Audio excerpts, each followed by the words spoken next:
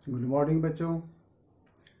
मैं इस 9th class के बायोलॉजी क्लास में आज आप लोगों के सामने में फंडामेंटल यूनिट ऑफ लाइफ के अंतर्गत सेल एंड इट्स डिस्कवरी के बारे में हम लोग पढ़ेंगे। अर्थात सेल की खोज किसने की थी और सेल के अंदर जो पाए जाने वाले कंपोनेंट्स हैं, अवयव हैं, उसकी खोज किसने की थी, इस पर हम लोग बात करेंगे। तो आइए अब हम लोग चलते हैं discovery of cell and its organelles में। सबसे पहले यह जानेंगे कि सेल की खोज किसने की थी।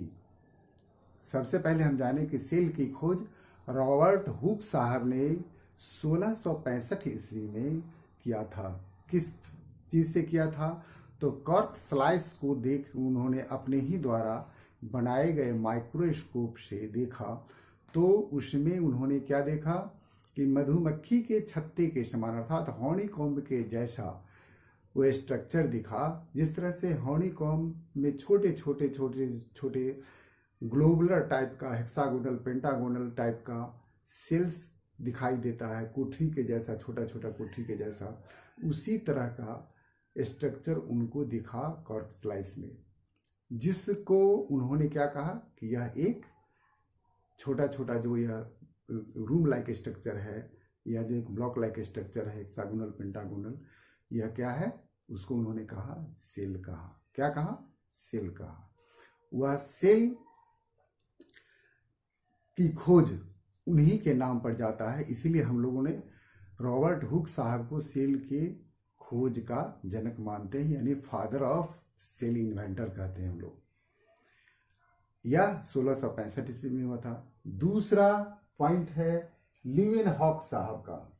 यह हमारे दूसरे साइंटिस्ट हैं सेल की दुनिया में। सेल की दुनिया का दूसरा साइंटिस्ट का नाम है लीवेनहॉक, जिसने 1674 ईस्वी में फ्री लिविंग सेल्स को प्राप्त किया था एक तालाब के पानी से। क्या किया था?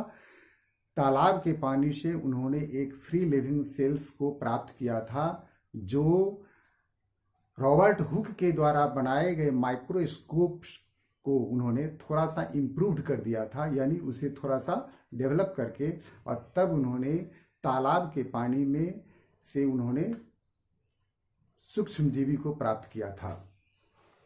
तो लीवेनहॉक साहब ने यह काम 1674 ईस्वी में फ्री लिविंग सेल्स को प्राप्त किया था। किससे? तालाब के पानी से, पॉन्ड वाटर से। थर्ड नाम आता है रॉबर्ट ब्राउन का। रॉबर्ट ब्राउन साहब ने भी यह सेल की दुनिया में बहुत बड़ा काम किया है। इन्होंने 1831 ईस्वी में सेल के अंदर न्यूक्लियस की खोज की। अर्थात सेल के अंदर एक ग्लोबुलर इलिप्टिकल टाइप का एक पार्ट होता है, कंपोनेंट होता है, वह जिसमें डीएनए और आरएनए होता है और प्रोटीन होता है, उस रचना की खोज उन्होंने किया। जिस रचना को उन्होंने क्या कहा? न्यूक्लियस कहा। वह न्यूक्लियस ही सेल की सारी क्रियाओं को, सेल के सारे मेटाबॉलिक एक्टिविटीज को कंट्रोल करता है। आगे चल के हम लोग इस पर विशेष चर्चा करेंगे। क्यों कि सेल के अंदर जो न्यूक्लियस होता है, उस न्यूक्लियस में प्रोटीन होता है, डीएनए होता है और आरएनए होता है। ये तीनों ही मिलकर के सेल के डिफरेंट फंक्शंस को कंट्रोल करता है। तो इस न्यूक्लियस की खोज किसने की थी? हमारे रॉबर्ट ब्राउन साहब ने किया था 1831 ईस्वी में। चौथा पॉइंट है परकिंजे साहब। हमारे परकिंजे साहब थे एक, ये भी सेल की दुनिया में इन्होंने काम किया था। परकिंजे साहब ने 1839 ईस्वी में प्रोटोप्लाज्म की खोज की। क्या किया? 1839 ईस्वी में प्रोटोप्लाज्म की खोज की। प्रोटोप्लाज्म एक लिक्विड लाइक स्ट्रक्चर है जो सेल के अंदर पाया जाता है, प्लाज्मा मेम्ब्रेन के अंदर पाया जाता है। तो इसकी खोज इन्होंने, परकिंजे साहब ने 1839 ईस्वी में किया था, और इसका नाम उन्होंने क्या दिया? प्रोटोप्लाज्म।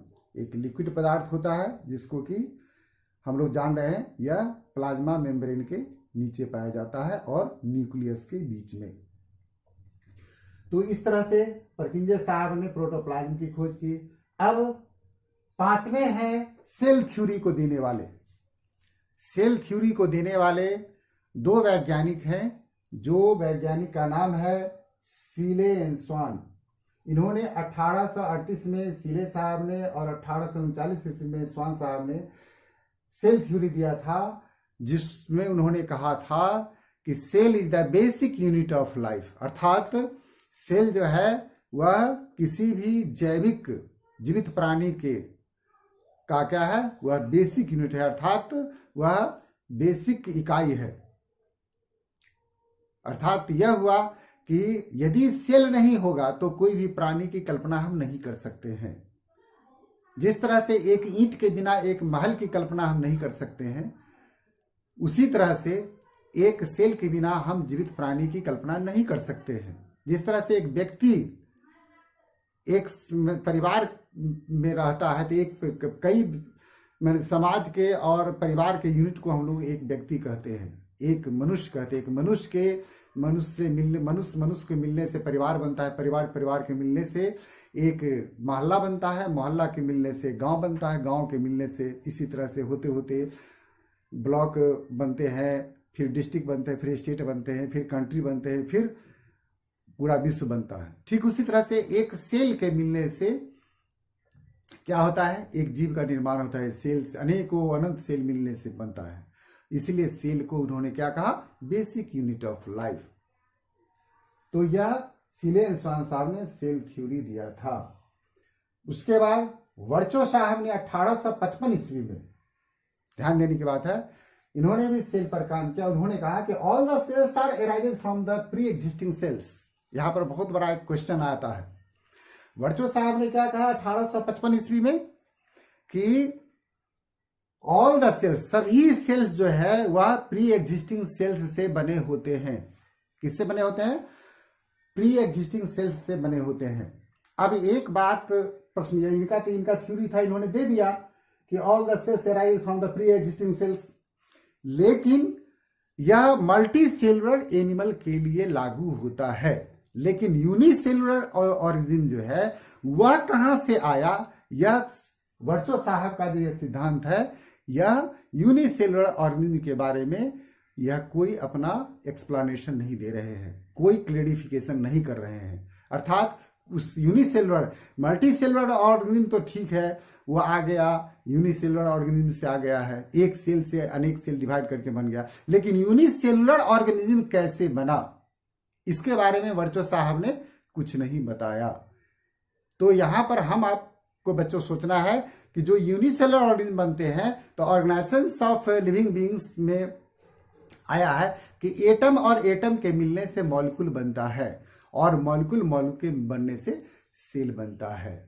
इस चीज को वर्चो साहब ने नहीं बताया अपना थ्योरी में, केवल यह कहा कि all the cells are arises from the pre existing cells, अर्थात सभी सेल्स जो है वह प्री एग्जिस्टिंग सेल से बनते हैं, यानी सेल से सेल बन रहे हैं। उनका कहने का मतलब सेल से सेल बन रहा है, लेकिन यूनिसेलुलर ऑर्गेनिज्म कहां से आया इसके बारे में उन्होंने कुछ नहीं बताया। अतः वर्चो साहब का जो थ्योरी है, इसका ड्रॉबैक, सबसे ड्रॉबैक यही है। आपको आगे चल करके इस बात पर चर्चा हो सकती है अपर क्लासेस में कि वर्चो साहब का जो सेल थ्योरी है उसका ड्रॉबैक क्या है, उसकी कमजोरियां क्या है। तो ये इसकी कमजोरी है, इन्होंने स्पष्ट नहीं किया। सातवां है इलेक्ट्रॉन माइक्रोस्कोप, 1940 में बना। इलेक्ट्रॉन माइक्रोस्कोप 1940 में बना। उसके बनाने वाले जो इन्वेंटर हैं, उसके जो वैज्ञानिक हैं, उनका नाम है Ernst Ruska, max knoll and Bodo one Boris. आप लोगों के पुस्तक में दो का नाम आया होगा, Ernst Ruska and max knoll का, लेकिन बोडो वान बोरिस का नहीं आया होगा, या किसी बुक्स में होगा भी तो अपर क्लासेस में आगे देख लीजिएगा। यही तीनों साइंटिस्ट के सहयोग से इलेक्ट्रॉन माइक्रोस्कोप का निर्माण हुआ 1940 ईस्वी में, जिसके तहत वैज्ञानिकों ने आज जो हम लोग पढ़ रहे हैं सेल और सेल ऑर्गेनेल्स, और उस ऑर्गेनेल्स के भी अंदर जो क्रियाएं होती है, वो सारी जो मेटाबॉलिक एक्टिविटीज है वो सभी नॉल इलेक्ट्रॉन माइक्रोस्कोप से देखने के बाद ही हमारे वैज्ञानिकों ने बताया है, और हम लोग भी आगे के ऊपर के क्लास में इसकी चर्चा करेंगे।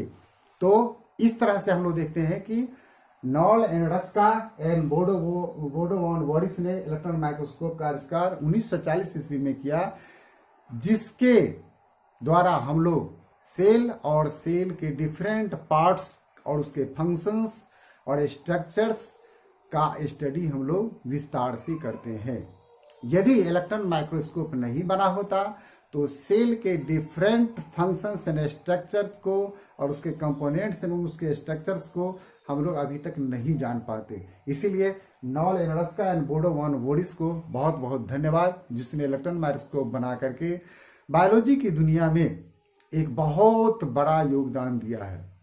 इसीलिए हम इस तीनों साइंटिस्ट को बहुत बहुत धन्यवाद देते हैं, और इस चीज़ को हमें रिमेंबर करना है। 7 पॉइंट्स हैं, इस 7 पॉइंट को याद रख करके हम लोग ये आने वाले एग्जाम में बहुत उपयोगी होगा, चाहे कंपटीशन का एग्जाम हो या क्लास एग्जाम हो। तो बच्चों, ये हुआ discovery of cell and its components के बारे में हमने जो जानकारी प्राप्त किया, इसके लिए बहुत बहुत धन्यवाद।